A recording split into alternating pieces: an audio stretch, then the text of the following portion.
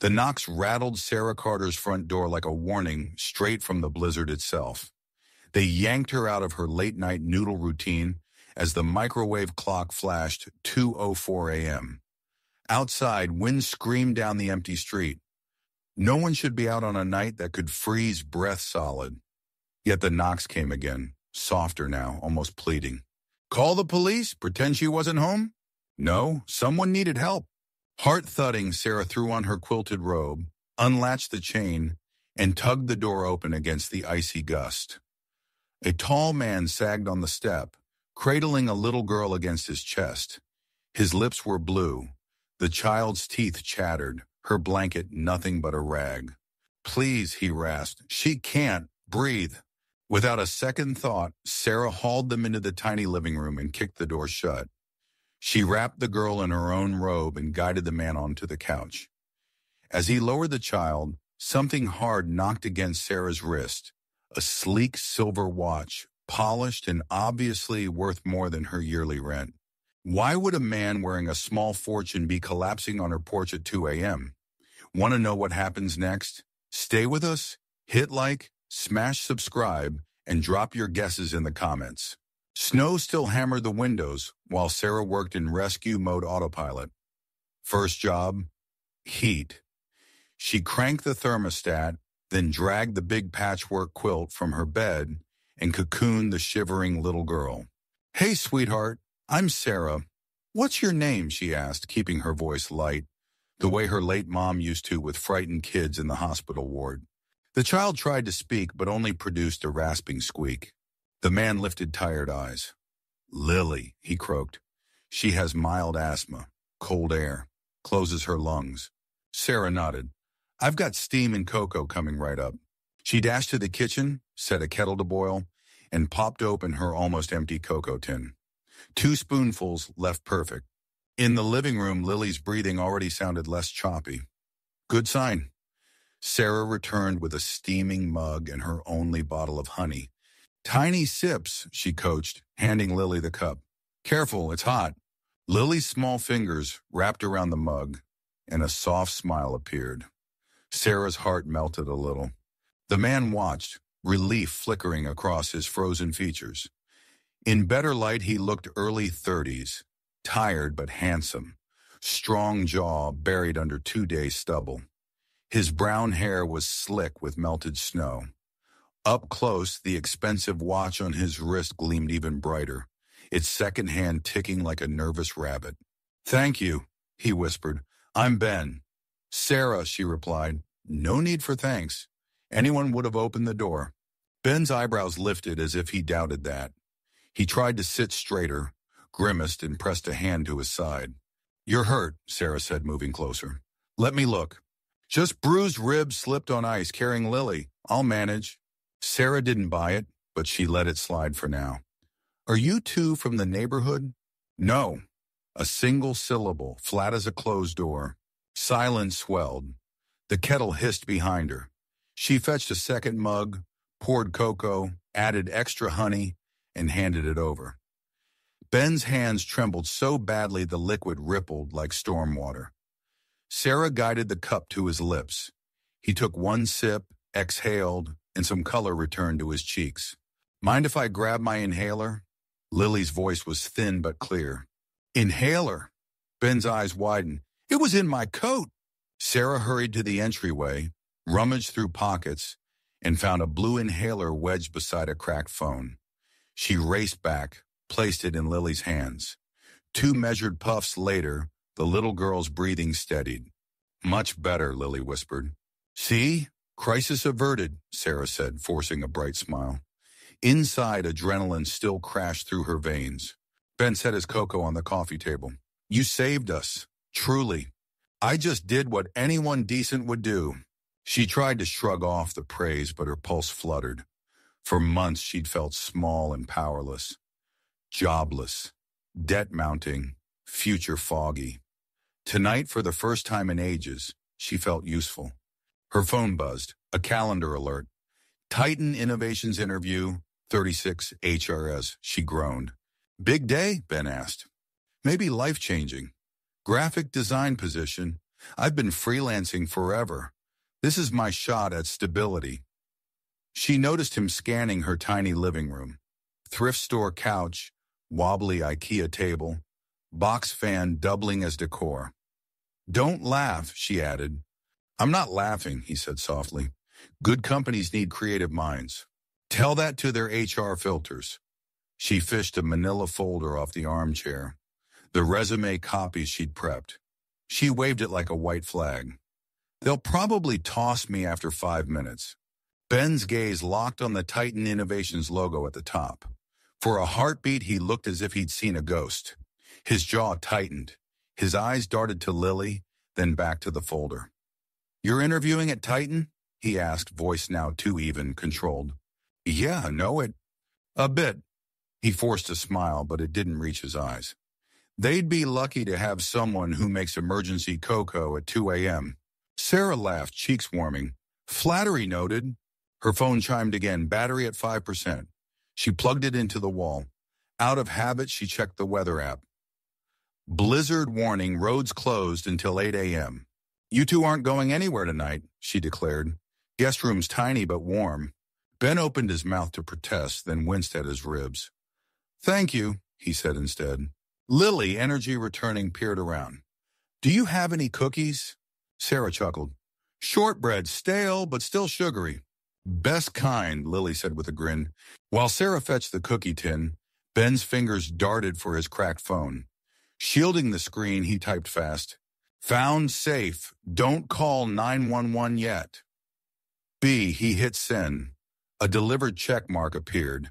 Then he powered the phone off and slipped it back into his coat. When Sarah returned, she noticed his sudden stillness, like a statue holding breath. Something in his eyes worry? Guilt? She couldn't tell. Everything okay? She asked. Fine, he said quickly. Just grateful. She handed Lily a cookie, then set 2 more by Ben. He didn't eat. Instead, he traced the edge of his watch, lost in thought. Sarah sank onto the armchair, exhaustion washing over her. Tomorrow we'll sort everything out, she promised mostly to herself. Tonight, just rest. Tomorrow, Ben echoed, but his gaze lingered on the resume folder as if it were a ticking bomb. The wind howled louder, rattling the shutters. Outside, the storm covered every clue of how Ben and Lily had arrived. Inside, questions multiplied. Who exactly was Ben? Why did his message say, don't call 911 yet? And why did her dream company's logo make him look like he'd swallowed ice? Answers were coming. But first, the storm had to finish its song. A sharp buzz drilled into Sarah's dream at 5:30 a.m. She slapped her nightstand, found her phone, and groaned. The neon words blared, Titan interview 24 hours. A second line flashed beneath, dress portfolio, bus ticket. Write big day tomorrow, no time to oversleep. She swung her legs off the bed and noticed the extra pair of boots beside the door. Last night hadn't been a dream. Ben and Lily were still here. Down the hall, soft whispers floated from the guest room. Sarah poked her head in. She found Lily sitting cross-legged on the blanket fort bed, already tugging on pink mittens. Ben, shirt half-buttoned, was packing their torn coats into a small duffel. Morning, Sarah said, rubbing her eyes. Breakfast? I've got oatmeal. And, more oatmeal. Ben offered a tight smile. You've done more than enough. We'll be out of your hair in 5 minutes. Out? She pointed at the frosted window. Snow still swirled sideways. Roads are shut until 8. News said so. We'll manage. Ben's tone was polite but final. Lily's shoulders sagged. I like oatmeal, she mumbled. Sarah knelt by the little girl. How's your breathing? Good, listen. Lily inhaled deeply like a proud dolphin. No wheeze. That's thanks to you, Ben said. But his eyes kept sliding to the duffel as if every second mattered. Sarah raised an eyebrow. Whatever mission you're on can wait until the plows come through. Ben hesitated, then checked his watch. 6:01 a.m. Its crystal face catching the gray light. I appreciate your concern. Truly. But I have somewhere very important to be. So do I, she thought. At least eat something first. He started to refuse, but Lily gave him a hopeful grin. Ben sighed. 10 minutes. Sarah hurried to the kitchen, started water, and added brown sugar to make the oatmeal less depressing. While it cooked, she replayed the night. The secret text, the watch, the tension whenever Titan's name came up. None of it added up. A soft clink drew her gaze to the doorway. Lily stood there holding a tiny heart-shaped locket on a silver chain. "Miss Sarah, could you fix this?" The clasp dangled, bent out of shape. "I can try." Sarah grabbed needle-nose pliers from her junk drawer and knelt. "Who's inside?" She popped the locket open. A small photo showed Ben, younger and clean-shaven, beside a smiling woman in a hospital gown. In the lower corner, a newborn Lily slept in her mother's arms. "That's my mom," Lily whispered. "She's an angel now." Sarah's throat tightened. "She looks kind." "She was." Lily's eyes sparkled with a mix of pride and sadness. "Dad keeps us safe, but Mom keeps us brave." Sarah fixed the clasp, snapped the locket shut, and slipped it around Lily's neck. "There, brave and safe." Lily hugged her, then skipped back to the guest room. Sarah let out a breath, stirred the oatmeal, and tried to shake the prickle of emotion. No more mysteries today. She needed her own life back on track. When breakfast was ready, she carried 3 steaming bowls to the living room. Ben and Lily sat on the couch, duffel at their feet. "Fuel up," Sarah said. Ben offered thanks and dug in. Lily shoveled oatmeal like it was ice cream. Between bites, Sarah laid out her plan. "Road's clear at 8. I'll drive you to the bus station. You can get wherever you need. Sound fair?" Ben opened his mouth, closed it, then gave a single nod. "Fair." Sarah's phone buzzed again. Bank alert. Minimum payment due today. She winced. One more reason she needed that Titan job. She took a brave breath. "Hey, Ben, what do you know about Titan Innovations? Interview tips, anything?" Ben dabbed his lips with a napkin. "They value creativity and people who think on their feet." He paused as if about to add more, then simply said, "You'll do fine." Easy for you to say, she thought, but those words strangely settled her nerves. She gathered bowls, carried them to the sink, and returned in time to see Ben fastening Lily's coat. "We should go," he said. "It's only 6:40, snowplows." A deep engine rumble drifted through the walls. Sarah frowned. "That's odd." No city trucks roam before sunrise. She peered through the curtain. A black SUV idled across the street, headlights off, exhaust puffing in the cold. Even in dim morning light, the vehicle looked expensive, tinted windows reflecting nothing. Ben appeared beside her, saw the SUV, and went rigid. His hand slid over Lily's shoulders. "We need to leave now," he whispered. "Is that your ride?" "No," his voice was raw. "Stay away from the windows." He hustled Lily toward the back door. Sarah's pulse skyrocketed. "Ben, you're scaring me. Who is that?" He scanned the room, calculating exits. "Someone who doesn't give second chances." Sarah swallowed hard. "Should I call the police?" Ben shook his head fiercely. "Not yet. That could make things worse. Please, just trust me." Trust? She had known him less than 8 hours. Still, the fear in his eyes was real, and Lily's small hand clutched the locket like a lifeline. The SUV engine revved once, louder, as if signaling. "Front door's a no-go," Ben said. "Is there another way out?" Sarah pointed to the laundry room. "Side door leads to the alley." "Get your coat," Ben ordered gently. "You're coming with us." My interview prep, my portfolio. There won't be an interview if those people reach us first." A fresh wave of anxiety crashed over her. Job or no job, she couldn't let Lily walk into danger. Sarah grabbed her snow boots and coat, heart in her throat. Behind them, the SUV's passenger door opened with a low click. Ben tightened his grip on Lily and whispered to Sarah, "When I say run, run." The word hung in the chilly air like a countdown. What had she stepped into? And how could a simple knock at her door have turned into this? Sarah yanked the side door open, and a blade of wind sliced through the laundry room. Ben hurried Lily outside first, then motioned for Sarah to follow. Snowdrifts already swallowed the narrow back alley. Each step left thigh-deep holes. Behind them, the black SUV's engine growled like a caged animal. Tires crunched and the vehicle rolled forward, headlights still dark. It slid past Sarah's front gate, paused, then crept toward the alley mouth, as if sniffing for tracks. "Move fast, but stay low," Ben whispered. His breath fogged the frozen air. They trudged behind the row of fences until a loose slat allowed them to squeeze onto the parallel street. Sarah's boots filled with snowmelt. Her toes went numb. She clutched her portfolio bag, pulse pounding in her ears. An engine revved again closer. The SUV swung around the corner and cut them off, skidding sideways until it blocked the road like a solid wall of black steel. A rear door popped open. Sarah instinctively pushed Lily behind her. A man in a charcoal parka stepped out. He was mid-40s, square-jawed, his shaved head gleaming beneath drifting flakes. Dark eyes fixed on Ben with a mix of relief and anger. "Trent," Ben muttered. "Sir, you promised you wouldn't disappear again." Trent's voice was low but carried in the empty street. "We've been searching all night. The board is furious, and the press already caught wind." Ben lifted both hands, palms forward, in a calming gesture. "I did what I had to. Lily was in trouble." Trent's gaze flicked to the child and softened for half a second.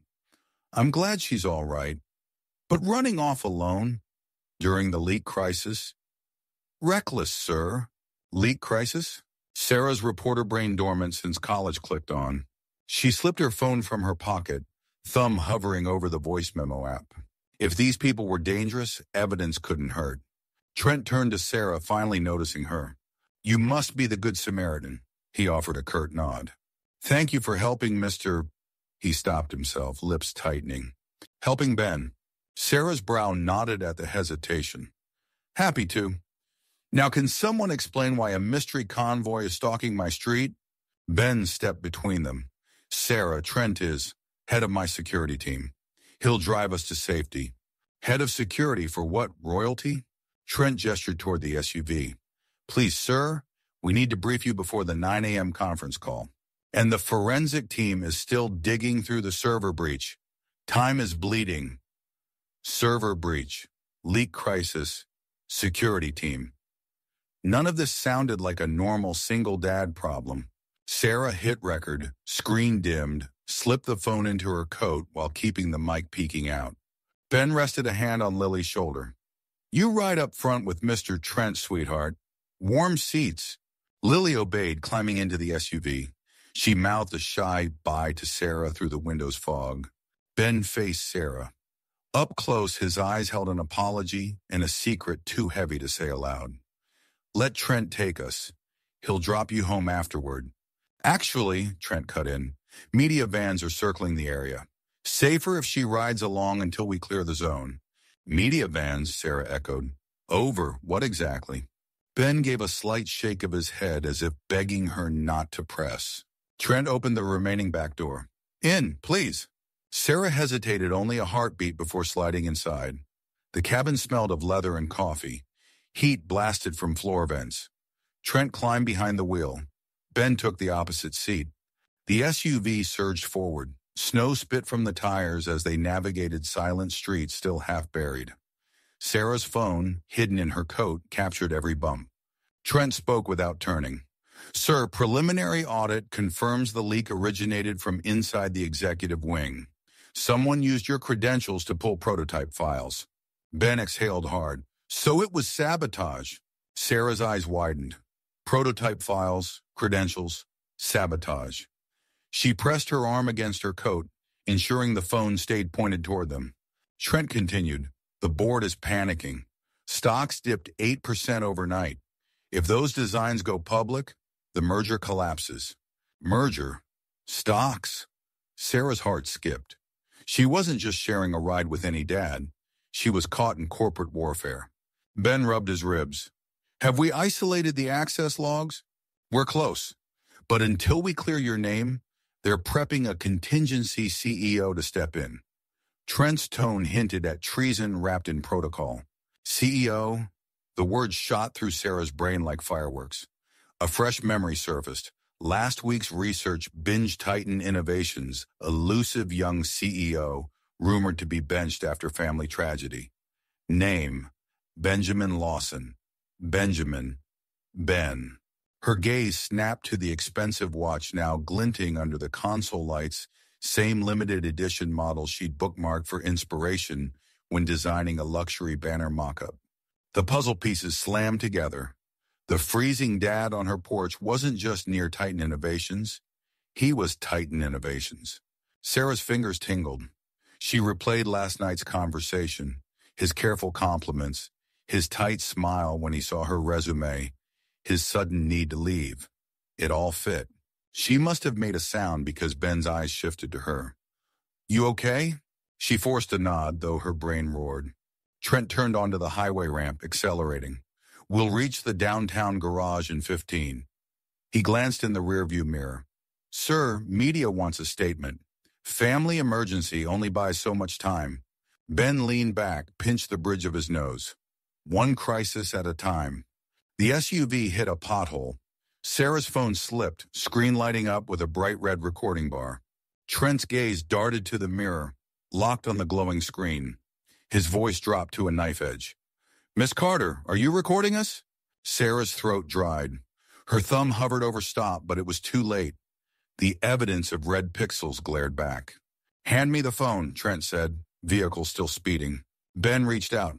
"Trent, wait." Trent's foot punched the brake. The SUV fishtailed, tires screeching on icy asphalt.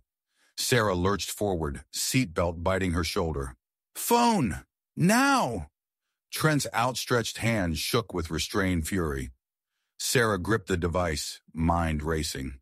Give it up and lose the truth, or fight and maybe lose much more? The SUV idled on the empty highway, snow swirling in the headlights while the recording kept rolling. The SUV idled sideways on the empty highway, steam curling off its hood. Snowflakes flashed through the headlights like sparks. Inside, silence pressed on the four passengers. Trent's arm stayed out, palm open. "Phone, right now, Miss Carter." Sarah's fingers locked around the slim rectangle. One thought blared louder than the engine. "I can't lose this phone." It wasn't just a phone. It was her bank, her resume files, her bus ticket for tomorrow, and most of all, proof that her ex-boyfriend Kyle still owed her thousands. Every text, every screenshot of his "I'll pay you back" promises lived in this device. Without it, the debt would vanish like footprints in snow. "I'm not trying to hurt anyone," she said, voice shaking but firm. "I record everything by habit. Journalist training. I haven't shared it." Trent's eyebrows pinched. Good habits can still bury companies. He leaned closer, broad shoulders filling her view. "Hand. Me. The phone." "Enough." Ben's tone sliced the air. He reached across Sarah, blocking Trent's hand. "She saved Lily's life, remember? We don't treat her like a criminal." Trent clenched his jaw. "Sir, a single leak can cut our market cap in half before sunrise. We can't gamble on kindness." "Security outweighs manners," Ben agreed softly, "but gratitude outweighs both." He turned to Sarah, gentler. "Can we see the file? If it's harmless, you keep the phone. Fair?" Sarah swallowed. "Fair." Her thumb hovered over stop and finally tapped it. The video froze at the moment the SUV spun. She opened the gallery and pressed play from the start. All three watched. Server breach, prototype files. Contingency CEO. Stocks dipped 8%. Trent's face blanched. He looked like a man watching his own house burn. "Delete it," he said, barely above a whisper. Sarah's spine stiffened. "I will, but I need to back it up first. Every byte on this phone syncs to my cloud automatically. Habit." She flashed the screen. At the top pulsed a tiny blue arrow. Uploading one item. Ben cursed under his breath. "It's a private folder," Sarah added quickly. "Password locked. No one can see it." "Hackers can," Trent said. "And lawyers. And our board if they get a warrant." "But if your board heard what you were saying," Sarah fired back, "wouldn't they realize someone was protecting the company?" Trent's nostrils flared. "Protecting? That clip makes us look like we've already lost. Shareholders panic fast. Ben exhaled, thinking. Let's rewind. Sarah, you need this phone. I need your trust. Trent needs to make sure nothing leaks. So how about this? You keep the device, but we transfer the video to my encrypted drive. Then you delete it from your phone and your cloud. I'll give you a receipt on paper that I now hold the only copy. If I break that promise, you still have today's auto backup logs to prove it existed. Sarah blinked. That was surprisingly reasonable. A receipt signed by you, with your real last name? Ben hesitated, then nodded. Yes. Trent's head whipped around. Sir, that ties you directly to... I'm already tied, Ben snapped. She's done nothing wrong. A soft sniff came from the third row.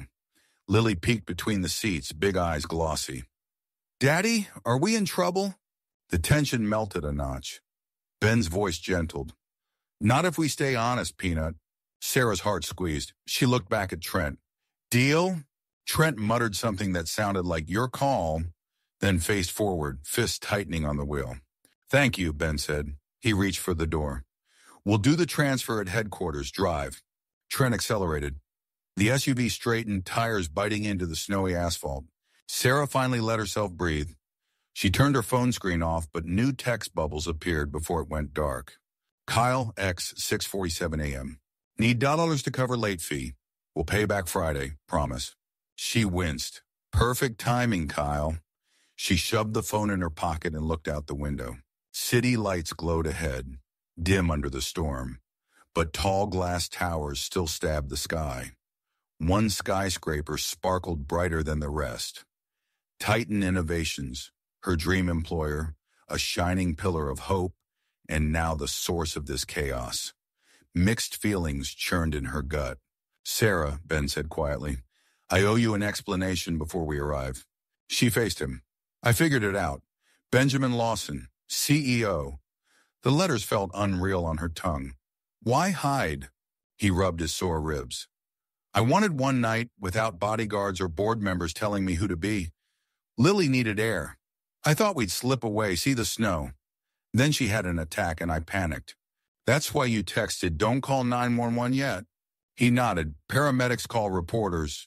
Reporters call shareholders. Shares crash. It's ugly. Trent grunted. Ugly and expensive. Sarah studied Ben's tired eyes. Your company needs a PR miracle, she said, half teasing. Our company, he corrected softly. If your interview goes well, he offered a hopeful smile.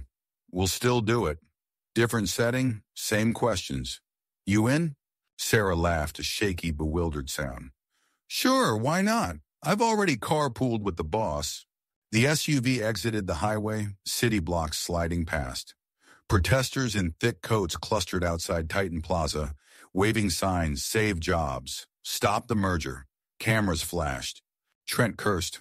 Reporters are early. They must know about the leak. Ben straightened his collar. Here's the plan. We walk in calm, no comments. Sarah, you'll use the employee entrance with Lily and me. HR can reschedule your panel after we stabilize things. Wait, Sarah said, pointing at her buzzing phone. A push notification filled the screen. Auto upload complete. New video saved to private backup. Save all views so far.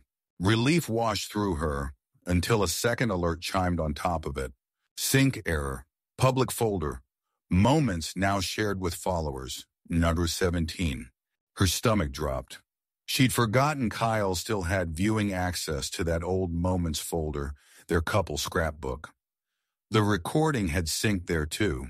17 wasn't a huge number, but if even one curious follower reposted it, the leak would spread like wildfire within minutes. Sarah's eyes shot to Ben. We have a new problem, she whispered. He looked at the screen, blood draining from his face. How long until they notice? Could be seconds. Trent slammed the brakes near the loading dock. Then seconds are all we have. The loading dock doors slammed behind them, and the storm noise vanished like a TV on mute.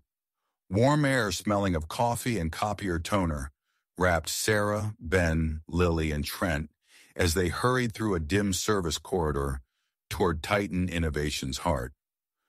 Cyber team is waiting, Trent barked into a headset. Containment in T-minus 5 minutes. Containment. The word made Sarah clutch her phone harder. On screen, the cursed blue progress circle still spun beside the shared Moments folder. No one had opened the video yet, but any second could change that. They stepped into a private elevator. Smooth metal walls reflected 4 anxious faces. Lily, sleepy but calm, leaned against Sarah's leg. "Peanut, how about breakfast?" Ben forced cheer. "My cafeteria makes rainbow pancakes." Lily brightened. "With whipped cream? Extra tall." Sarah managed to smile. Food would keep Lily busy and buy the adults time to fight digital fires. Ding! The doors opened to an executive floor of glass and brushed chrome. A curved hallway led past HR, a nurse station, and finally a sleek bistro lit by skylights. The place was empty except for a chef arranging fruit like gemstones. "Mr. Lawson," the chef straightened. "Thought you were off-site." "Change of plans, Marco. Rainbow stacks, please, and hot cocoa." "Coming up, sir." Ben guided Lily to a corner booth. Trent peeled away toward the security suite, tossing words over his shoulder. "War room feed to your watchin' too." Sarah sank opposite Lily, her pulse still rabbit fast. Ben leaned in. "Show me the folder." She opened the Drive app. The video thumbnail, a pause frame of Ben Grimface, sat under Shared with 17.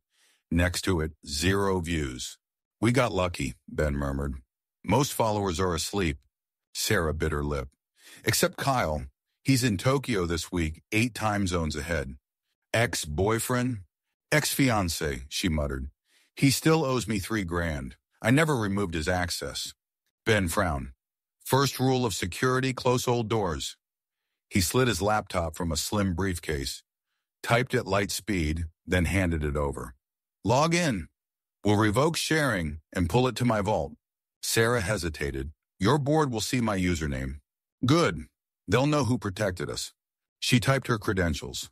The blue circle stopped. File relocated. Shares, 0. Ben exhaled. Ping, her phone vibrated instantly. "Kyle, saw your new video. Looks juicy. Call me their opportunity." Blood rushed from her head. He already saved a local copy. Ben's fingers flexed. "Forward that text to me and the cyber team. We'll handle him legally." "We?" Sarah asked. "Anyone who blackmails my friend becomes my problem." "Friend?" The word warmed her more than the cocoa Marco now set on the table. Rainbow pancakes arrived, stacked like edible art. Lily squealed and attacked them with syrup. Sarah's stomach growled. She realized she hadn't eaten since oatmeal. But her thoughts snagged on something else, the thin silver charm bracelet peeking from her coat sleeve. She thumbed the little star-shaped bead engraved, "Be Brave," a gift from her mom before chemo stole her. Every big moment, Sarah wore it for luck. She straightened it now like armor. Across the booth, Ben noticed. "Nice bracelet." "Mom used to say stars shine brightest on the coldest nights," she said softly. "Smart lady." Ben's smile reached his eyes this time. Before she could reply, Trent's voice crackled from Ben's wristwatch screen. "Sir, patching you in. Video scrubbed from public servers. But I've got bigger news." "Go," Ben said. "The access logs you asked for? Last night's breach came from inside your penthouse VPN. Someone with your level 7 key card." Ben's jaw tightened. "Any suspects?" "One, I'm sending you the name now." Sarah watched a single word flash across the tiny display. Trent. Her heart stopped. She lifted her gaze to Ben. His face was a mask. Ben spoke carefully. "Trent, connect in person. Bring full log evidence." "Copy that, sir. On my way." The line went dead. Lily shoved an empty plate forward. "All done." "Great timing, Peanut." Ben stood, plastering a relaxed expression. "I'll walk you to daycare suite. Sarah, grab more coffee. We meet in Conference 12 in 10. "Conference 12, got it," she said, though her mind spun. Trent a traitor? But he'd seemed obsessed with security. Sarah carried the plates to a return station, then turned toward HR to find coffee. A glass wall displayed rotating employee headshots, executive legal design. She paused as a new slide appeared. "Candidate Spotlight Sarah Carter. Interview today, 2 p.m. Her own smiling face beamed back at her under Titan's logo. Under it, a red banner read, "Background check pending." "Nice picture," a voice said behind her. She jumped Trent. He smiled, but his eyes were ice. "Need help finding the conference room?" Her pulse rocketed. "Oh, thanks. Ben said 10 minutes. Plans changed." He gestured down a side hall. "Quick chat first." Sarah swallowed. The charm bracelet felt suddenly heavy. If Trent was the mole, stepping into a private hall could be the worst decision of her life. But refusing might tip her hand. She forced a steady voice. "Lead the way." Trent's boots clicked on polished floor, echoing like a countdown. At the corridor's end, he opened an unmarked door. Inside waited darkness. Sarah followed Trent down the silent side corridor, every footstep echoing like a drum inside her skull. She kept her face calm, but her charm bracelet rattled against her wrist, a steady reminder to stay brave. Trent stopped at an unmarked steel door, swiped his badge, and pushed it open. The room beyond was pitch black. "Server tunnel," he said. "No windows, no cameras. Perfect for a quick word." The hairs on Sarah's arms lifted. "Why the secrecy?" "Because secrets decide who runs this company tomorrow." He stepped inside and flicked a switch. Fluorescent strips blinked on, revealing narrow aisles of humming network racks. Green lights winked like fireflies. With a soft click, the door shut behind her. A second click. Trent had turned the manual bolt. "Locked in." Sarah hit a swallow. "You wanted to chat?" Trent folded his arms. "Ben thinks I'm the mole. I'm not. Someone's framing me, and I need an ally who isn't on his payroll yet." He eyed her up and down. "A smart ally. I'm a job candidate, not a spy. Everyone's a spy when millions of dollars float in the air," he said, voice low. "Help me prove my innocence, and I promise a permanent position here, double the salary HR will offer." Sarah's pulse drummed. "What exactly do you want?" "Intel." He pulled a small white envelope from his jacket. "Deliver this to boardroom 12 at 9:15 sharp. Don't open it. Just slide it under the door and walk away." "What's inside?" "Proof." His mouth curved, but it wasn't a smile. "Enough to pin the breach on the real traitor." Sarah felt her phone in her coat, thumb hovering over record. She tapped twice. The screen went dark again, but the mic stayed live. "Why me?"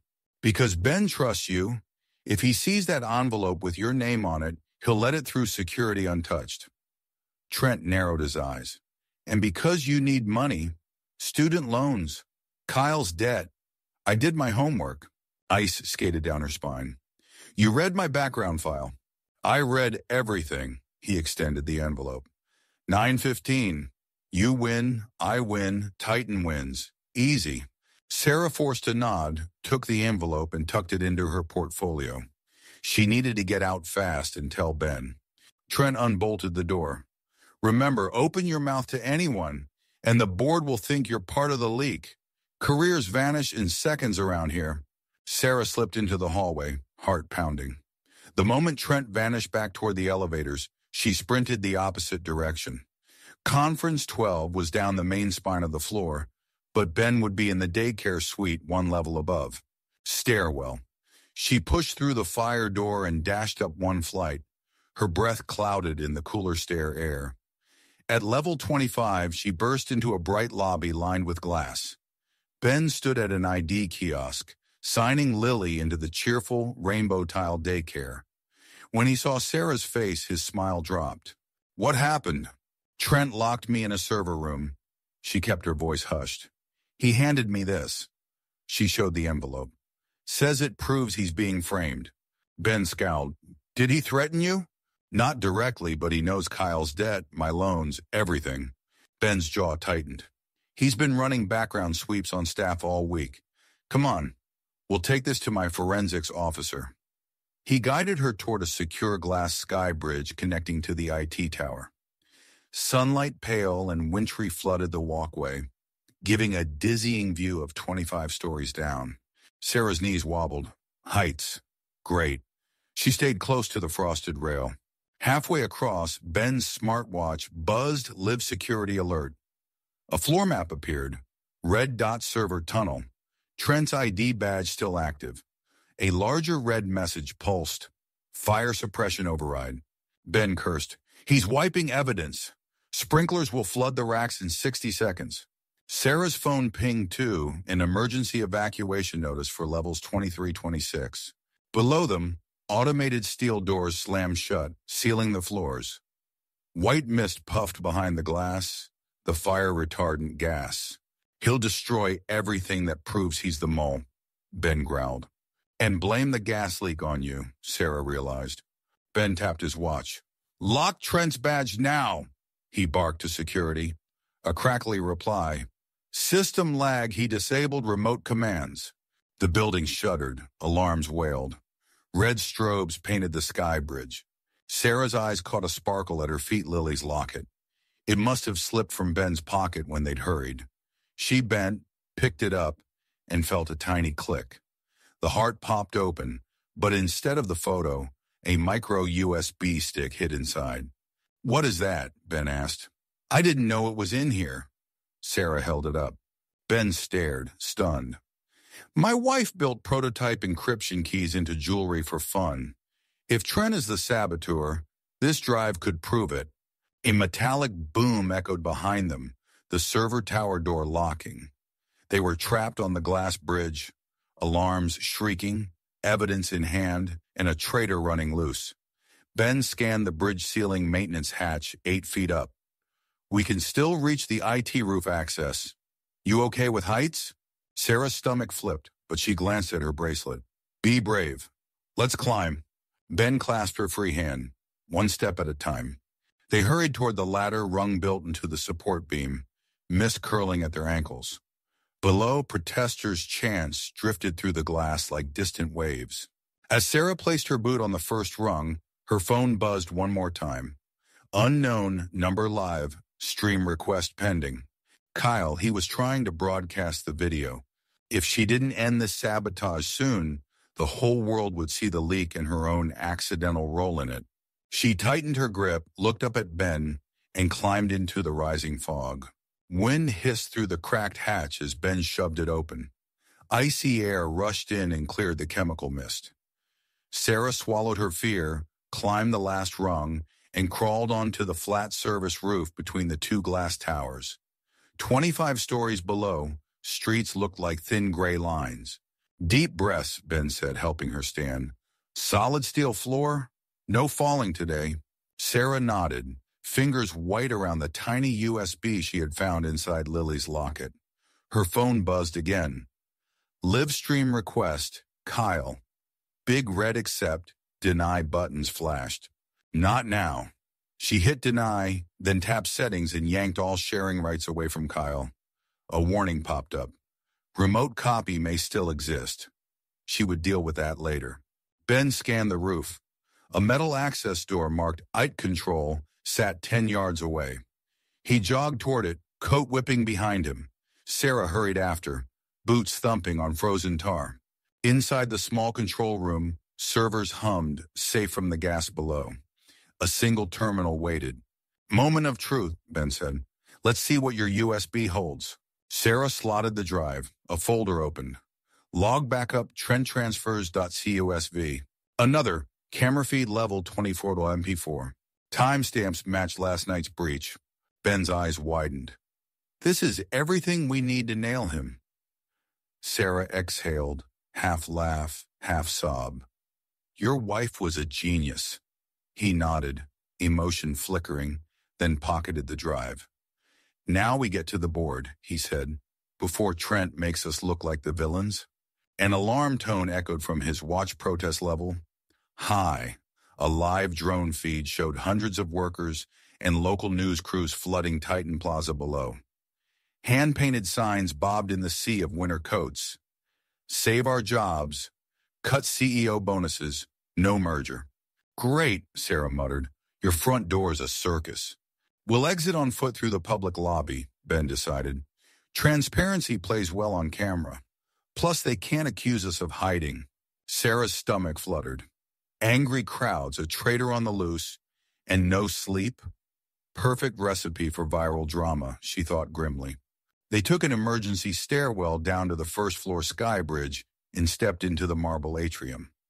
Security barriers had already folded away. Titan's PR team must have ordered an open lobby stance. Reporters pressed against the glass, microphones raised. Sarah tightened her ponytail, squared her shoulders, and followed Ben outside. The winter air hit like a slap. People recognized Ben at once. "There he is," someone yelled. "Tell us about the leak," shouted another. "Are we getting laid off?" cried a man in a neon factory jacket. Ben lifted both hands. "I promise a statement in 1 hour," he called. "Right now I must brief the board with facts, not rumors."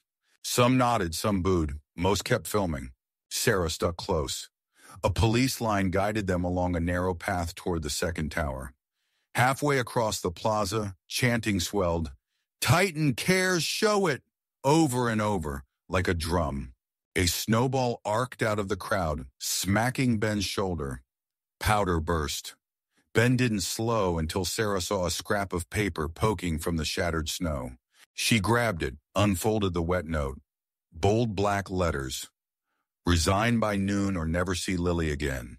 Her heart slammed against her ribs. She shoved the note into Ben's hand. His face drained of color. Sarah spun toward the crowd, scanning for anyone backing away fast. A hooded figure slipped between two camera crews, head down, another snowball clutched tight. "There!" she shouted. The figure looked up, sharp eyes under the hood, and through. Ben yanked Sarah aside. The snowball missed, exploded on the pavement, spilling glittery dust and another folded note. But the thrower was already running, shoving past protesters toward a service alley.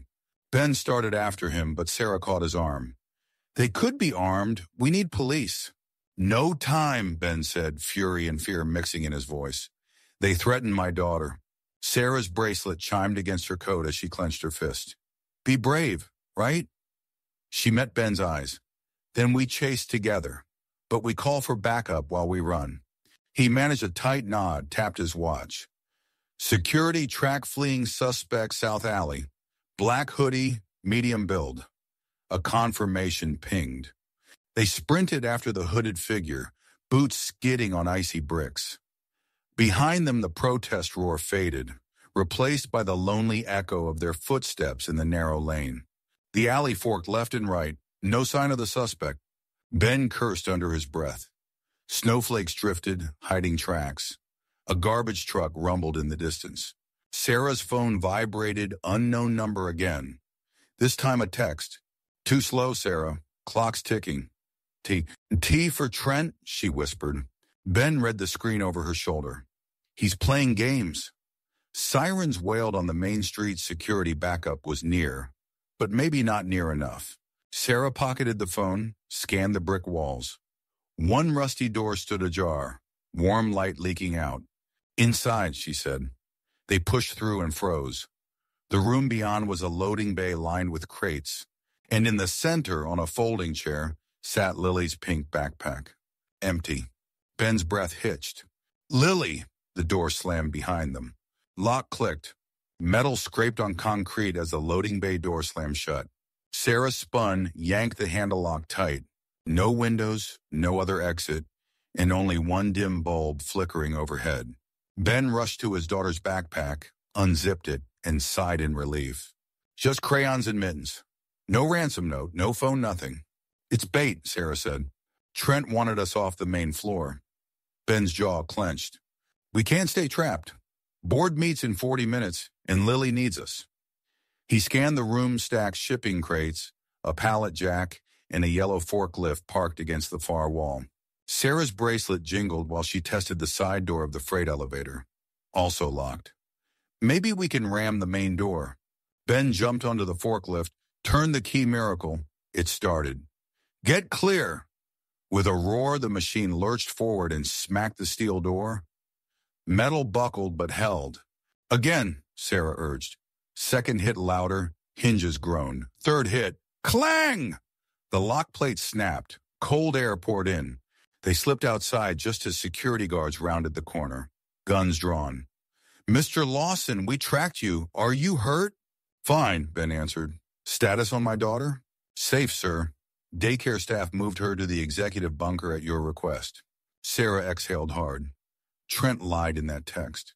Ben nodded grimly. But the board still votes at 9. We prove his sabotage or I'm finished. He checked his watch, 8:31. Why don't you just show them the USB now? Sarah asked. Procedure, he said. Evidence must enter the record inside the board chamber. He glanced at her portfolio. And you still have a job interview and he checked signage. Room 4B, same floor. Starts in 4 minutes. Sarah laughed, half hysterical. After everything, I still have to pitch color palettes? Exactly, he said. Normalcy is our camouflage. Wow them. He dashed toward a private lift. Sarah sprint walked the opposite way, boots squeaking on marble. A mirrored wall showed her windblown hair, smudged mascara, and snow-spotted coat. She took one steadying breath, straightened her lucky bracelet, and shoved into room 4B. 6 people sat behind a sleek table. HR lead Monica, creative director Calvin, finance rep Marta, plus 3 faces she didn't know. A large digital timer glowed 8:35. Monica's smile was thin. Miss Carter, we expected you at 8:30 sharp. I'm sorry, Sarah said, forcing calm. Unexpected traffic. Calvin gestured to a chair under harsh white lighting. Let's begin. We'll need concise answers. Time is tight. Sarah slid her portfolio across. Page 1 is my rebrand concept for Titan's Eco-Line Clean Shapes. Warmer colors, human stories. She flipped to her sketches, thankfully still crisp, despite the morning chaos. Calvin thumbed through, expression unreadable. What makes you think human stories sell micro-drones? People don't buy tools, she said. They buy the feelings tools create freedom, control, wonder. She clicked her tablet, showing a mock ad. A single dad flying a drone with his daughter in a snowy park. The panel leaned forward. Monica fired the next question. Tell us about a crisis you solved under pressure. Sarah almost laughed. Which one? She chose carefully. Last year, a wedding client lost venue power an hour before guests arrived. I pivoted the whole design to candlelit decor, relettered signage by hand, and their video went viral. Bride called it the happiest accident. Finance Marta raised a brow. You hand-lettered 120 place cards in under 60 minutes? I had help, she said, but I led. The panel exchanged nods warming, then the door burst open. Ben strode in, flanked by 2 IT officers. Gone were the snow-drenched clothes. He now wore a charcoal suit, hair combed, CEO aura unmistakable. Every interviewer shot to their feet. Mr. Lawson, Monica gasped. Calvin stammered. We didn't expect. Ben held up a hand. Forgive the interruption. We have an emergency board session downstairs. He turned to Sarah. Ms. Carter, please bring your portfolio and accompany me. Calvin blinked. Sir, she's mid-interview. And I'm mid-crisis, Ben replied. Her insight is required immediately. Sarah's pulse pounded. Insight? Ben leaned close, voice low. The board will discuss layoffs. Your designs show how people, not products, grow revenue. We need that angle now. Monica cleared her throat. HR protocol. Overrides approved, Ben said, already guiding Sarah toward the door. He paused, glanced back at the stunned panel. Assume her interview is on hold. Your final evaluation will depend on what happens in the next 30 minutes. Mouths dropped. Sarah grabbed her tablet, wondering if she were dreaming. They hurried into the hallway. Ben's phone pinged. Message from security. Trent badge, inactive location unknown. Great, Ben muttered, swiping it away. Ready to present to billion-dollar investors with no rehearsal? Sarah's laugh came out shaky. Story of my life. Elevator doors opened. As they stepped inside, Ben looked at her portfolio sketches. People buying feelings, he repeated softly, like anchoring himself. Then to her surprise, he added, My wife used to say that too. The doors slid shut. Sarah felt the cab descend fast. 20, 19, 18. Her hands were ice, but her mind sparked with ideas. Ground floor. Ding. Ben whispered, We show empathy. We show proof. We save jobs, maybe even Lily's future. Doors opened to reveal a ring of dark-suited board members outside Conference A. At their center stood Trent, hair damp, new suit, calm smile, and Lily, safe, holding his hand. Sarah stopped breathing. Ben's voice came out a ragged whisper. Trent, why does my daughter have your hand? Trent smiled wider.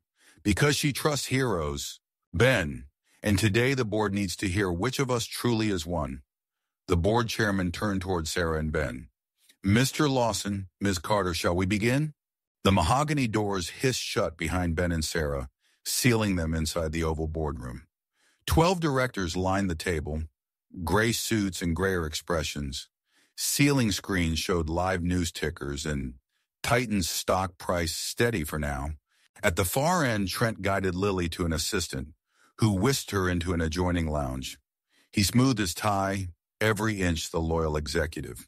Chairman Doyle, white-haired and flinty-eyed, rapped a gavel. This emergency session will decide the company's immediate leadership and the fate of our merger. Mr. Lawson, you requested time to present evidence. Proceed. Ben opened his laptop, but Trent rose first. With respect, sir, the board should see all pertinent material, including this. He tapped a tablet. The wall screens lit with Sarah's 6-second highway clip. Server breach, prototype files, contingency CEO. A murmur rippled around the table. Trent added, captured early this morning. It suggests Mr. Lawson lost control of sensitive data and, worse, planned secretly for leadership change. Gasps. Doyle's brow knitted. Mr. Lawson? Ben kept his voice calm. Taken out of context and conveniently supplied by the very man accused of the breach. He nodded toward Sarah. We have stronger evidence. All faces swung to her. Sarah's mouth dried, but she imagined her mom whispering, spark wonder. She stepped forward, charm bracelet chiming. Directors, I'm Sarah Carter, design candidate turned eyewitness. She placed the silver USB on the table. This drive came from a locket Ben's late wife engineered. Time-stamped logs show someone using Mr. Trent Beckwith's badge to siphon prototype files at 1:14 a.m., while Mr. Lawson was miles away in a snowstorm. Trent's smile barely faltered. Forged metadata is simple. And who discovered the drive? A nervous interviewee seeking favor. Heat rose in Sarah's cheeks, but she pressed on, projecting to the room. I was nervous until I saw your handwriting. She held up the crumpled ransom snow note. Same capital R and open top A as your meeting notes, Mr. Beckwith. She slid printouts of his agenda beside the note. Graphologist confirmed minutes ago. A low whistle from Director Kim. Trent's jaw tensed. Chairman Doyle leaned forward. Mr. Beckwith, do you dispute? Entirely, Trent said. Cheap theatrics. Meanwhile, the market watches us wobble. We need stability now. Ben reconnected his laptop to the display. Up came Sarah's concept boards. Warm color palettes, photos of real employees. The tagline, People Make Titans. Before we devolve into blame, Ben said, remember why Titan exists. These prototypes weren't meant to replace workers, but empower them. Ms. Carter's brand vision proves both missions can coexist. Surprised murmurs. Director Patel nodded appreciatively. Sarah added, voice steadier. Layoffs erase skill and loyalty. Story-driven launches grow revenue without pink slips. Customers pay for hope, not hollow buzzwords.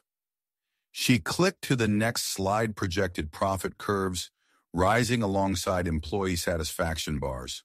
For a beat, even Trent was silent. Then every phone in the room pinged at once. New email subject. Titan plus Cynthia Corp's secret terms. Sarah's stomach sank. Doyle opened the message. The screens filled with leaked merger documents, salaries, severance counts, patent trades. Live news banners instantly updated. Titan, Cynthia leak, stock drops, 12%. The ticker in the corner turned blood red, numbers tumbling. Gasps erupted. Director Ming slapped the table. Who sent this? Anonymous, the CIO muttered, fingers flying on a tablet. Origin server masked. Trent raised his palms. There's your instability. Investors won't wait for internal squabbles to settle. We need a clean break-a-point interim leadership. Reassure markets. He meant himself, Sarah realized. Chairman Doyle stiffened. Motion on the table. Suspend Lawson. Elevate Beckwith pending investigation. Ben opened his mouth, but Sarah spoke first, heart racing. You force a change now, the public sees panic. Keep Lawson. Present the Family First rebrand in tonight's press call, and we control the narrative. Director Patel tapped a graph on Sarah's slide. Public favor spikes when we spotlight worker stories. The data's compelling. Trent countered. Compelling pixels don't halt a 12% dive. Actually, it's 15, the CFO muttered. The ticker bled deeper red. Chairman Doyle sighed. We vote in 5 minutes. Ben whispered to Sarah. If they oust me, Trent seals the layoffs and buries the proof. Lily's future. The staff gone. Sarah looked at the board people, not monsters, just terrified of free-falling numbers. Empathy, she thought. She stepped toward the screens and switched from graphs to a live webcam of the protest outside. Workers huddled in snow, chanting Titan Cares. See them, she said softly. They're not ticker symbols. They're why this company mattered to Ben's wife, and why he ran into that blizzard with zero guards because his little girl was gasping for air, like our staff is gasping for security. Silence. Ben's eyes glistened. Trent's fist clenched. Then Chairman Doyle's phone rang on speaker news anchor audio blared. Breaking Titan stock now, down 18% and sliding. Doyle ended the call, face ashen. Enough, prepare ballots. The directors tapped votes on their tablets. Numbers would appear in 60 seconds. Sarah gripped Ben's hand under the table, bracelet cutting into her wrist. Countdown on the wall, 55, 54, 53. Outside, camera flashes popped like distant lightning. Which way would the board lean toward fear or faith? 00, section 03, 0000 and 02, 0000 and 01. Results posted. The wall screen flash tallies. And keep Lawson as CEO 6. Suspend Lawson, install interim 6. A perfect tie. Murmurs rippled through the Oval Room. Chairman Doyle cleared his throat. Our bylaws require the oldest director to cast a tiebreak. He turned to Director Evelyn Hart, a silver-haired woman seated beside Sarah. Madam? Before Evelyn could speak, Ben's watch vibrated 3 urgent pulses. A new message glowed. We warned you, no more chances. Resign now or never see Lily again. Look outside. Ben's face went sheet white. He tapped a live feed. Daycare camera static. A red banner blinked, child out of zone. Across the table, Trent's eyes flicked to the screen, then back to Ben too quickly. Sarah caught the micro flinch. Ben rose, voice shaking. My daughter is missing. Gasps. Director Patel stood. Security, lock the building. Trent shot up. No. Ceiling exits, panics reporters, and tanks the stock another 10 points. Sit down, Doyle ordered. But pandemonium had started. Phones rang. Assistants burst in. The boardroom became a hive of frantic whispers. Sarah squeezed Ben's arm. We'll find her.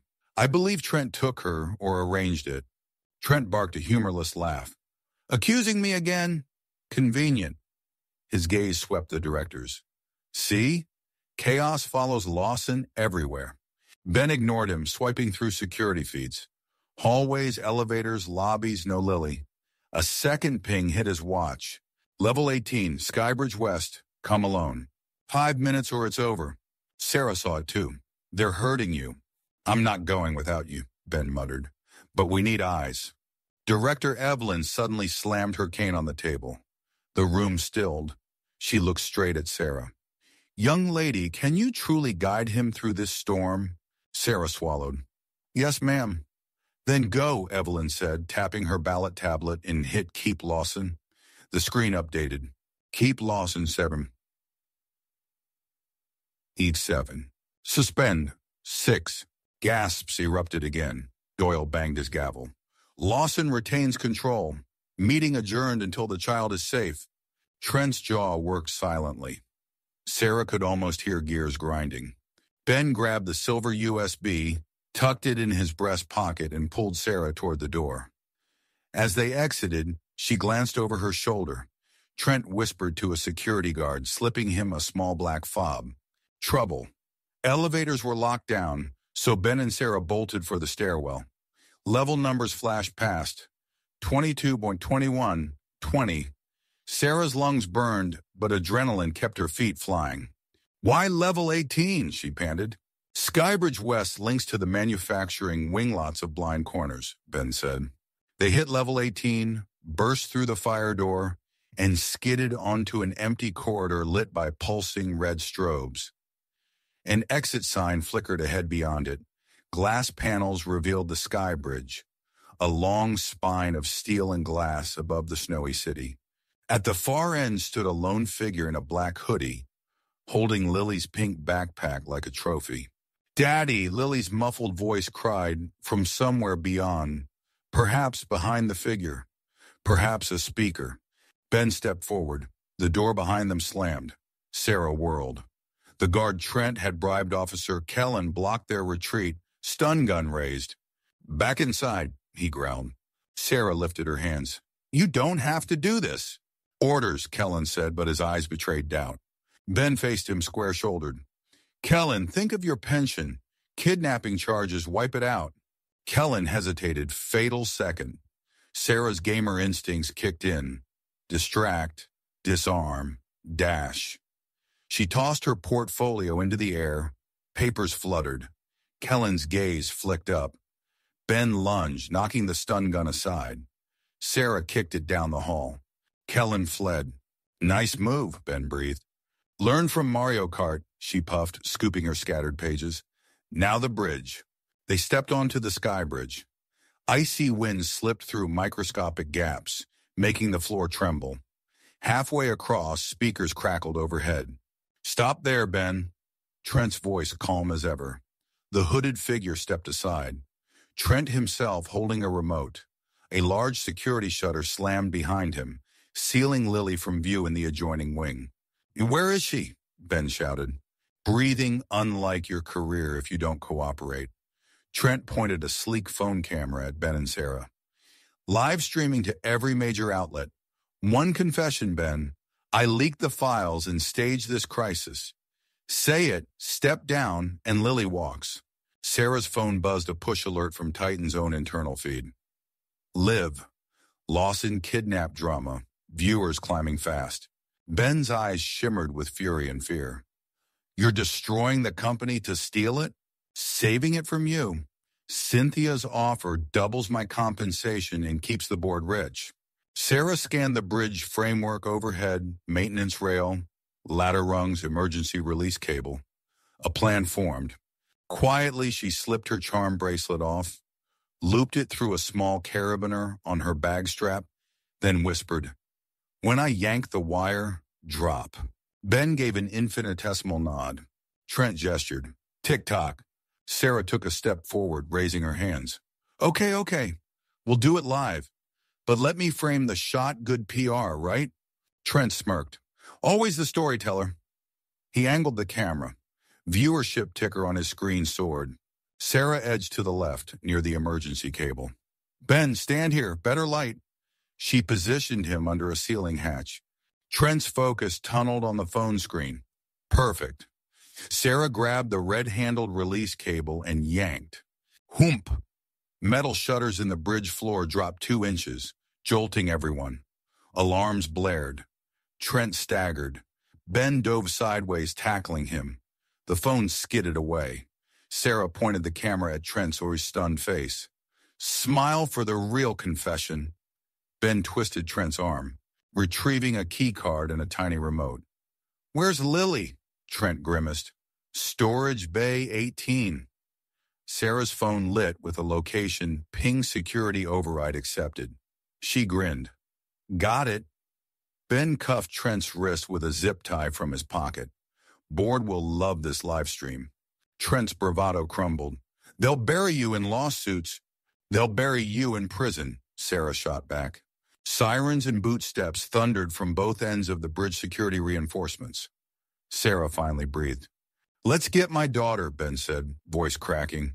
She nodded, and for the first time since the blizzard, hope felt heavier than fear. Ben looped a firm arm through Trent's zip-tied elbows and shoved him toward the incoming guards.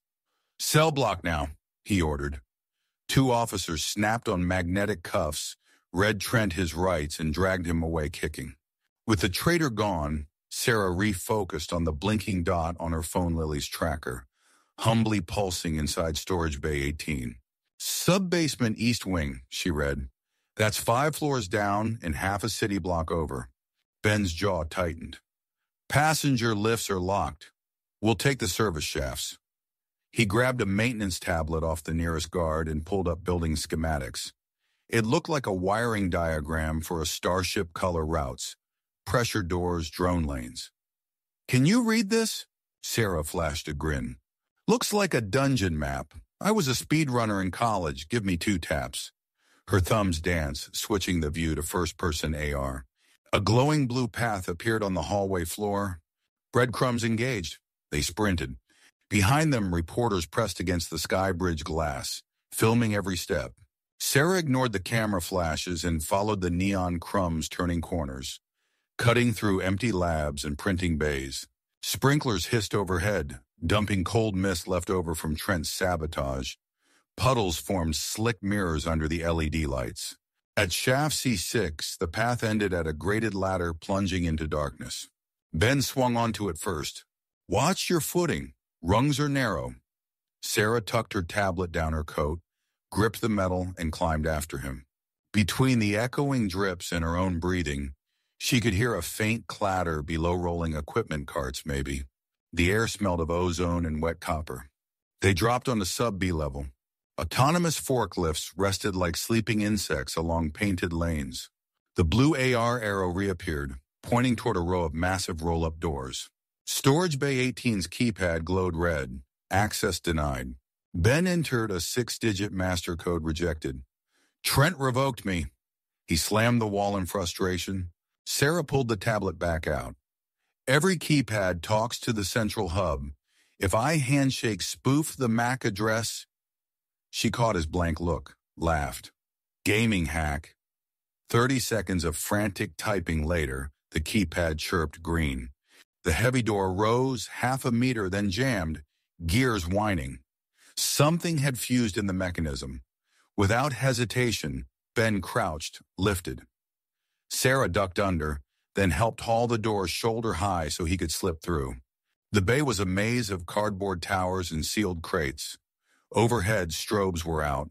Only emergency strips lit the space-dim orange. Somewhere inside, a child whimpered. "Lily!" Ben called. "Daddy?" The voice echoed, hard to pin.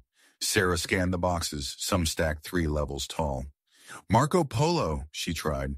"Polo!" Lily's reply came from the right. They hurried, turning corners of crates until Sarah spotted a bright pink puffball keychain. Lily's in the dirt beside a shipping pod the size of a small shed. Its hatch was dog-latched shut. Ben spun the wheel handle. It wouldn't budge. Manual overrides missing. Sarah checked the pod's control panel, simple numeric lock. 4 digits.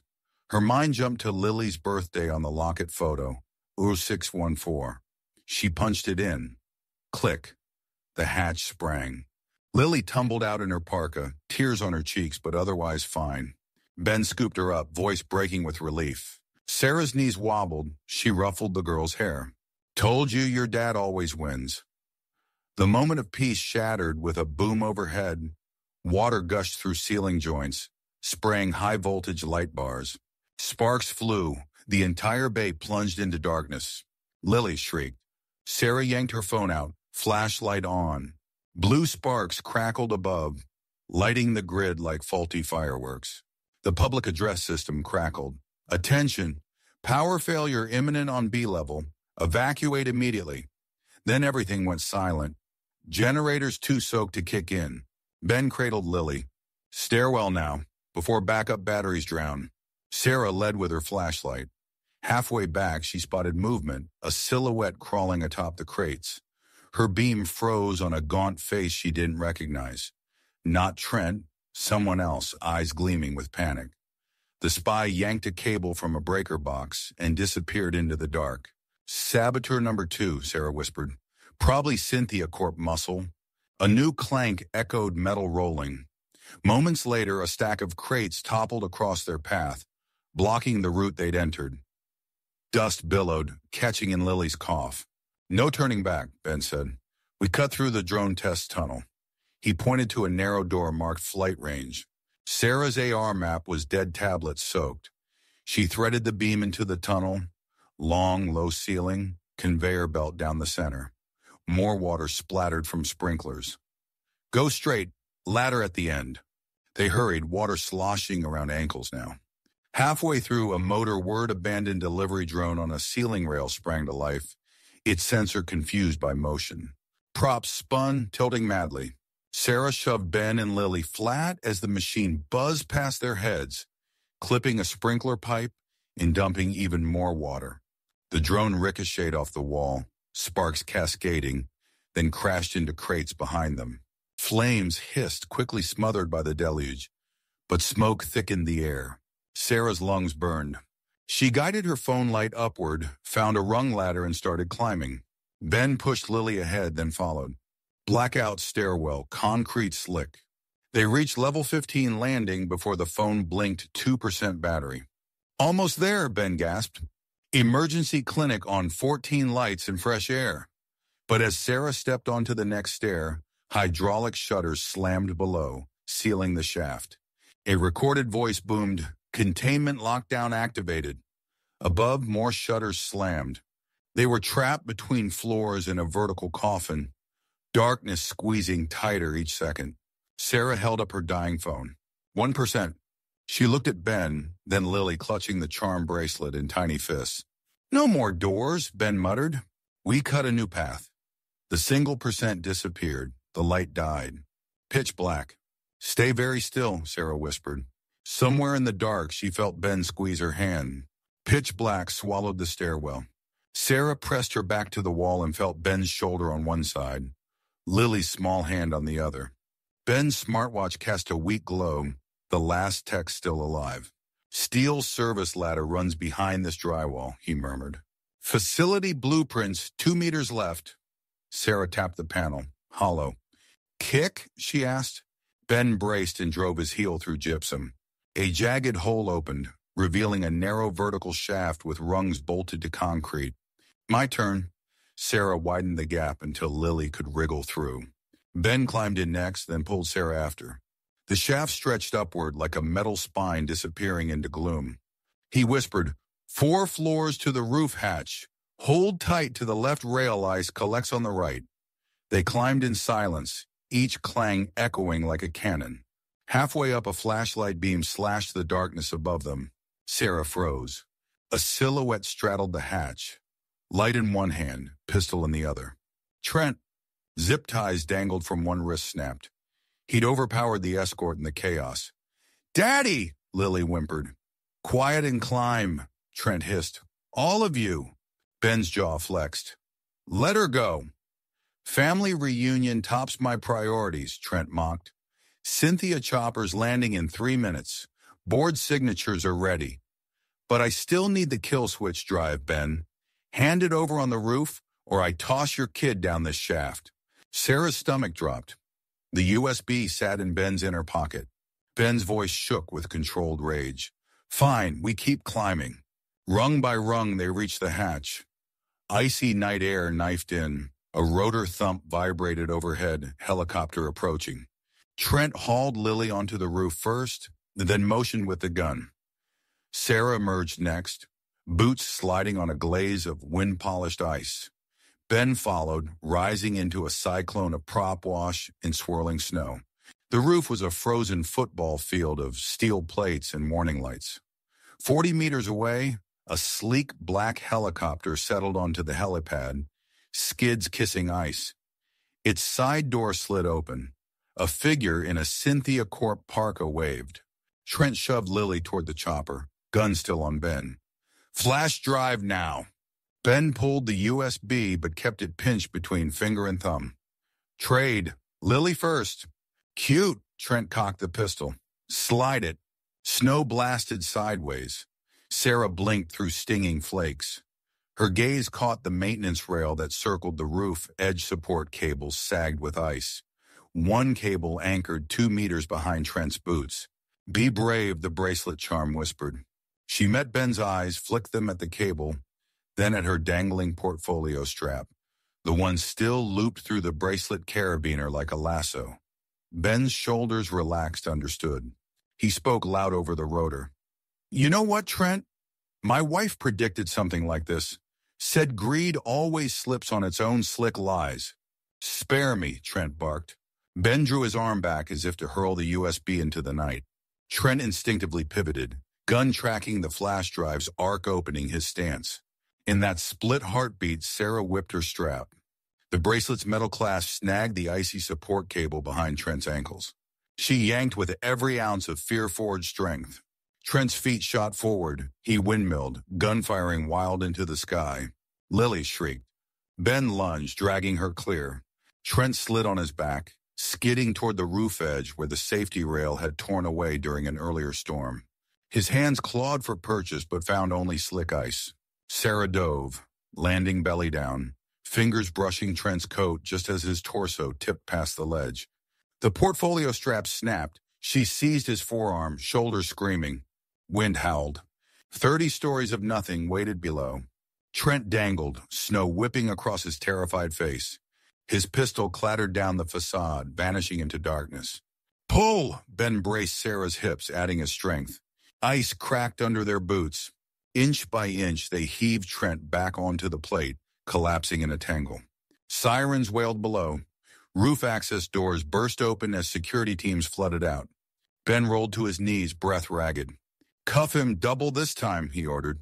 Guards obeyed, pinning Trent face down. Sarah's arms trembled uncontrollably, adrenaline crashing. Lily crawled into her lap, sobbing but safe. Sarah hugged her, cheek against the child's snow-cold hair.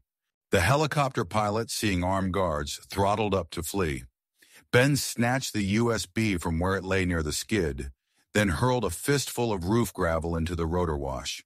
Pilots ducked, and security lasers lit the cockpit. The chopper veered away, surrendering to ground control requests. Lights from 2 police drones hovered overhead, broadcasting the entire standoff live. Down on the plaza, protesters cheered. Social media feeds exploded with the image of Sarah gripping Lily amid falling snow, while Ben held the incriminating drive aloft. Ben gently pried the charm bracelet from the broken strap and slipped it over Sarah's wrist. Stars shine brightest on the coldest nights, right? Her laugh came out half-sob. Mom said so. He turned to the chief of security. Inform the board. Sabotage ended. Full evidence secured. Trent spat snow. Stocks will still crash. Ben stood. Maybe for an hour. Then the world will see a company that chose people over panic. He glanced at Sarah. And a new creative lead who just saved its future. Sarah's breath caught. Lead creative? Offer stands, he said, eyes soft. Assuming you're not busy star roping any other villains.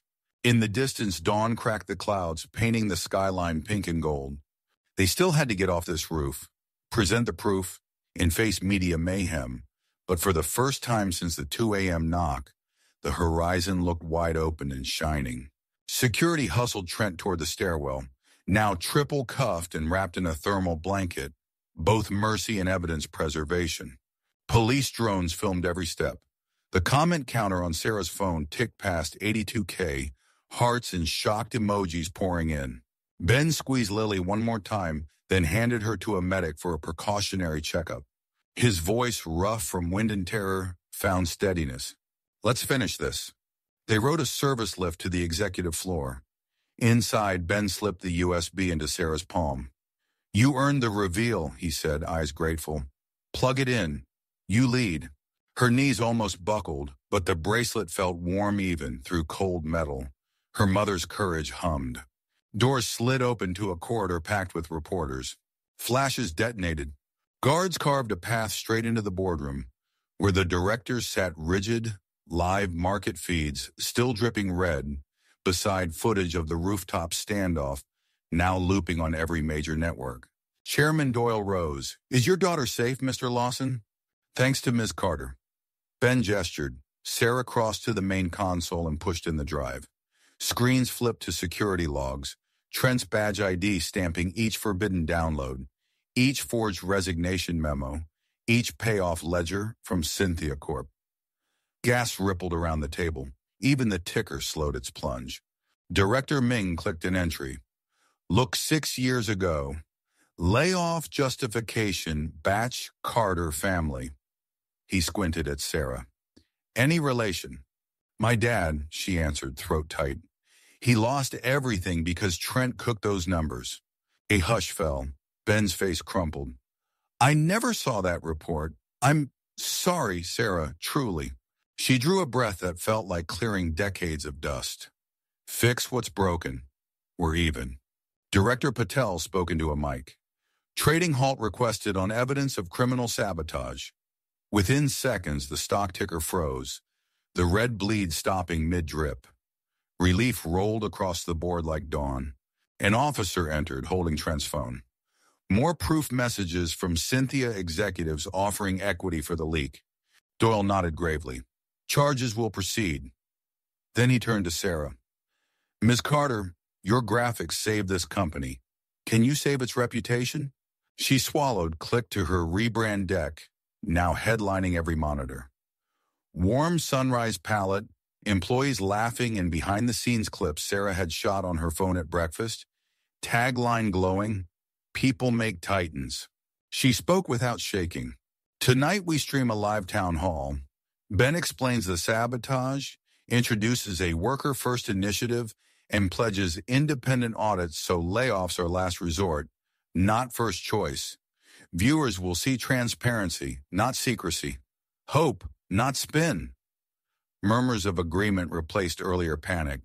Director Hart tapped her cane.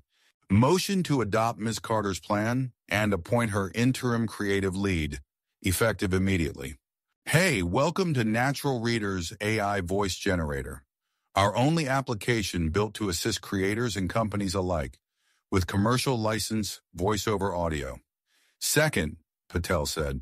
All in favor? One Doyle asked. A sea of raised hands. Thunderous applause from staff lining the hallway burst through the open doors. Sarah's heart flipped. Ben's smile looked half awed, half free, but the CFO cleared his throat. Markets reopen in the morning. Investors demand certainty. Per bylaws, a final confidence vote on Mr. Lawson's leadership must still occur at midnight. He checked his watch. 11:12 p.m. 48 minutes. If it swings against me, Ben said quietly, Trent's people could still win control through Cynthia's proxy bid. Sarah met his eyes. Then we give the board the biggest reason to believe before the clock hits 12. Doyle rapped the gavel. Recess until 11:59. Present your full recovery pitch then. Make it count. Hallways flooded with energy engineers hugging, marketers crying, camera crews shouting questions. Sarah slipped away to text her father. Dad, the truth finally came out. Call you soon. Love you. Reply bubbles appeared almost instantly. Proud of you, Starshine. Watching live. Go finish the fight. She wiped a tear, turned and found Ben waiting. He held out an access badge printed minutes ago. Sarah Carter, creative lead, temp. Permanent if we survive midnight, he said. Her grin wobbled. We will. She checked her watch, 35 minutes. Let's script the town hall stream, line up employees, and prep that receipt you promised. Ben chuckled. Yes, ma'am. They pushed through swinging doors toward the studio floor, lights blazing to life ahead. Down the glass corridor, she caught her reflection beside Ben's two figures covered in roof ice, soot smudges, and borrowed courage, marching into one last spotlight. Behind them, the boardroom clock ticked toward 11:59. Ben and Sarah sprinted down the corridor toward Studio 3. The tech crew was already scrambling, lights blooming, cameras rolling, interns wiping lens condensation with their sleeves. Half the company had crowded onto the risers, engineers in hoodies, receptionists in cardigans, machinists still in neon vests. They looked tired, scared, but hopeful. Sarah climbed the small dais. 30-minute countdown, she announced, voice ringing through the speakers. We go live to the world and the board at the same time.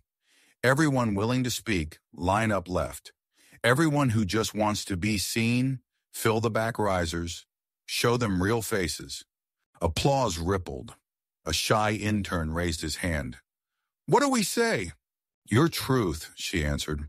Why you love building things here. Why it matters that we stay one team. Ben stepped beside her, freshly shaved and wearing a navy sweater. No jacket, human, not corporate. He took a breath, then cued the floor manager.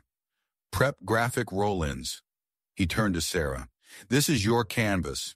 She hooked her laptop into the switcher.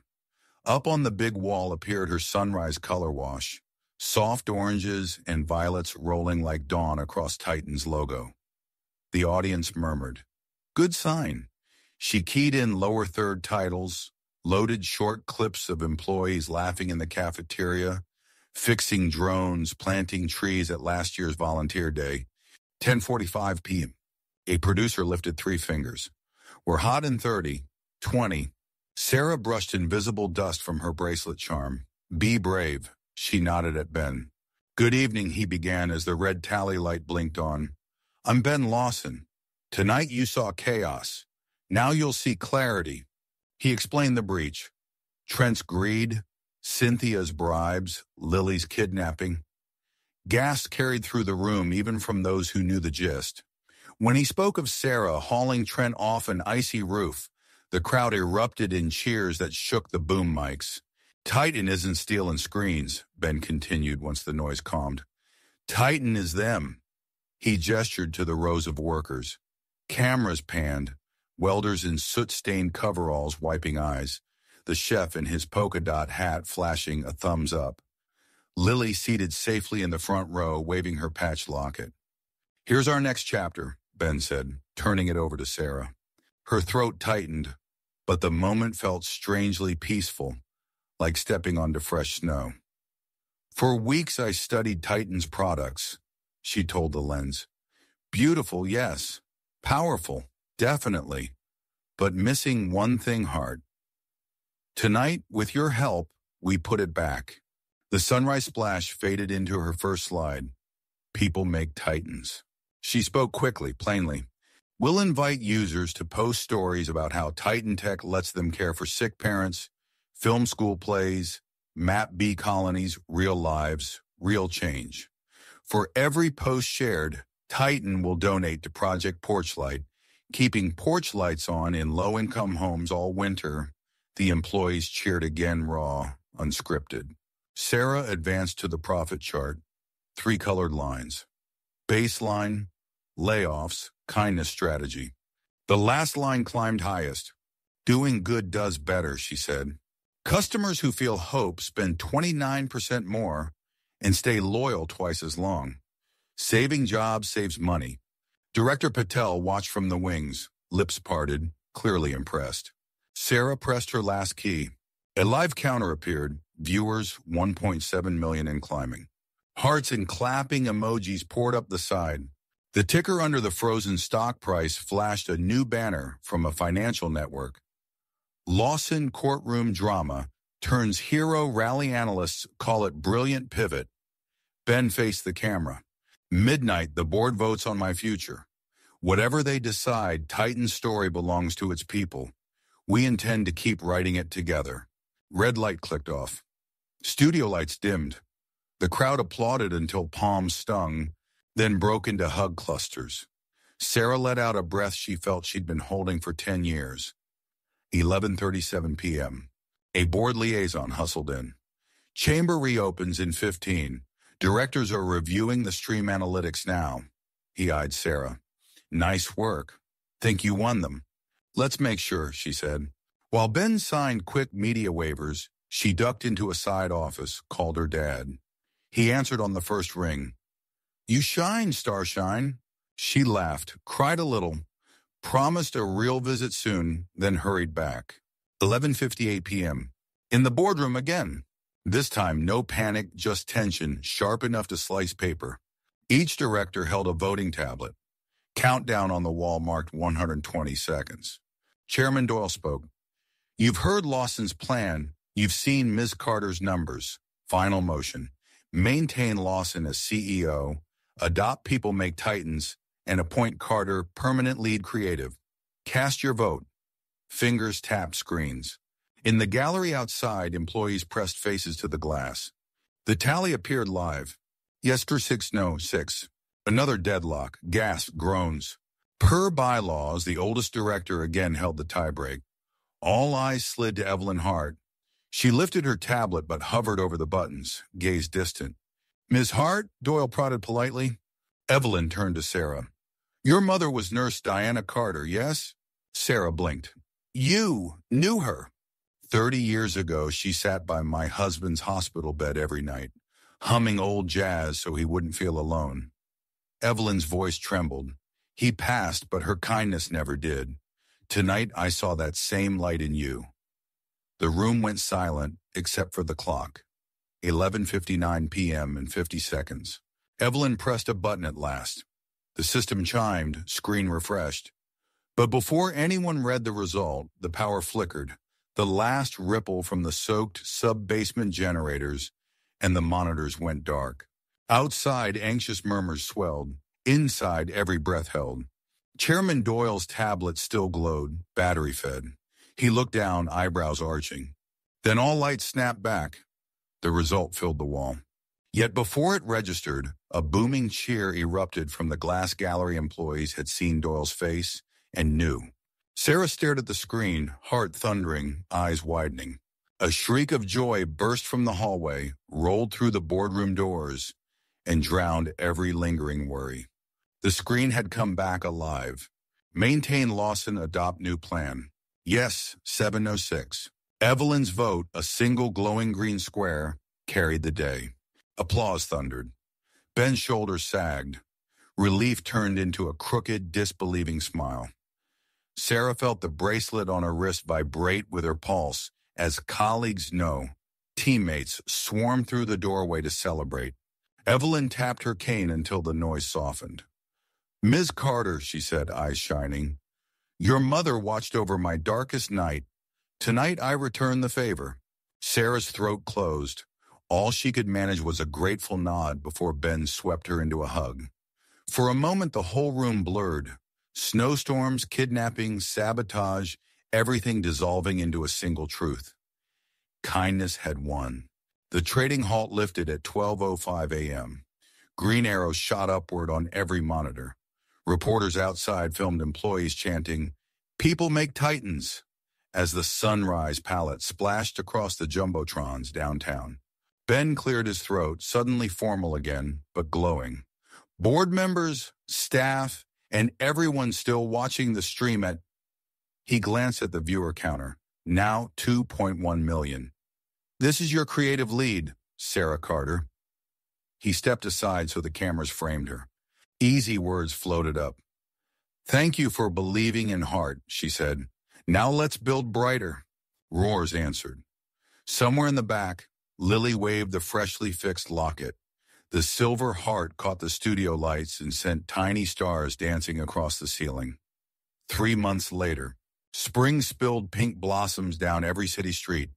Titan's glass towers gleamed with new banners, hand-painted portraits of employees, each captioned with Sarah's tagline, I build hope.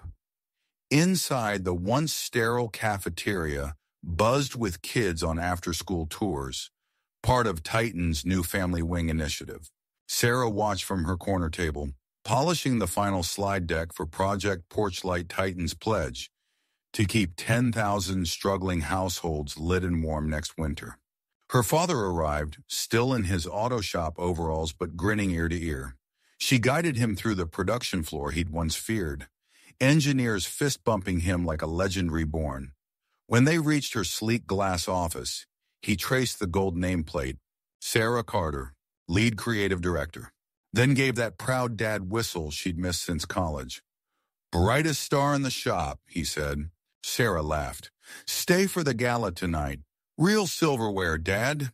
Free food? Wild horses couldn't pull me away. Gala evening. Gala evening. Titan's atrium glowed candle gold. Ben, in a simple black tux, greeted donors, while Lily zipped between tables, handing guests tiny enamel porch light pins. When she reached Sarah, she held out a separate box. I made you a new charm. Lily beamed. Inside lay a little open door with a tiny LED lamp inside. Because you saved us too. Tears pricked Sarah's eyes. She clipped it beside the star charm. Now Mom's star has a porch to shine from. Ben tapped his champagne glass for quiet. Friends, tonight we raise our first $1 million for single-parent scholarships and power grants. But first, credit where it's due. He turned toward Sarah. A stranger opened her door in a snowstorm. That single act rewired this entire company. So in her honor, we launched the Porchlight Fellowship funding ordinary heroes who do extraordinary good. Spotlights converged. Applause rolled like thunder. Sarah blushed so hard she almost melted the ice sculpture beside her. After speeches, Ben found her near the dessert bar. Music swelled soft jazz, the kind her mother once hummed. Dance break, creative lead? On 2 conditions, she said, teasing. No rooftop drama, and tomorrow's meeting starts after coffee. He laughed, offering his hand. Deal. They swayed beneath crystal lights while cameras captured not a CEO and his employee, but 2 survivors of a storm that had tried and failed to freeze their better angels. 1 year later, an early winter dusk settled over Sarah's new townhouse walking distance to Titan. Porch light glowing warm amber. She curled on the sofa proofreading a children's book Lily had illustrated for Titan's literacy drive. A knock rattled the door, soft, hesitant, so familiar it turned her blood to memory. She opened it to find a teenage courier, shivering, bike chain snapped in the snow. Ma'am, my phone's dead. Can I, warm up and borrow yours? She ushered him inside without a thought, setting tea to steep. Over the boy's thanks, she heard Ben's voice in her head from months ago. Kindness starts the biggest avalanches.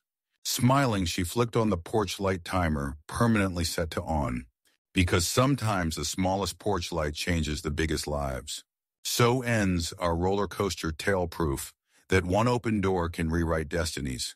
If this story lit a spark in you, hit that like button, subscribe for more heart-first adventures, and tell us in the comments, when did a simple act of kindness change your path? Thanks for watching, and keep your porch light shining.